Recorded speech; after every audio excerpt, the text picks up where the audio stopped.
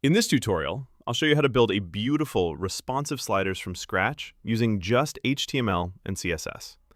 It's a fantastic project for practicing your coding skills, and you'll end up with a professional component that you can use in any of your future websites. Let's begin.